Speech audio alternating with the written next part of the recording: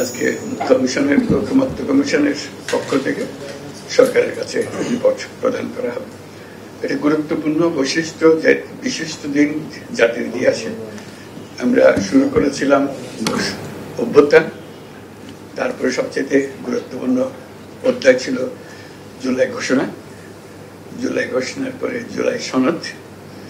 আজকে আরেকটি গুরুত্বপূর্ণ দিন, এই জুলাই সনদের বাস্তবায়নের প্রক্রিয়া।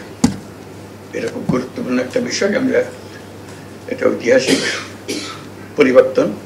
এটার আজকে যেটা আমাদের হাতে দেবে কমিশন, সেটা তাদের বাস্তবায়নের প্রক্রিয়াটা যদি আমরা সঠিকভাবে পালন করতে পারি, কাজ এগিয়ে নিয়ে যেতে পারি, তাহলে বাংলাদেশ অতীত থেকে মুক্ত হয়ে যাবে। এটি হলো বিষয়। আমরা সেই অতীত থেকে মুক্ত হতে চাই, নতুনভাবে বাংলাদেশ গড়ার কাছে নিযুক্ত হতে চাই। সেটার পথ দেখাবে আমাদের এই সনদের বাস্তবায়ন কিভাবে হবে তার উপরে।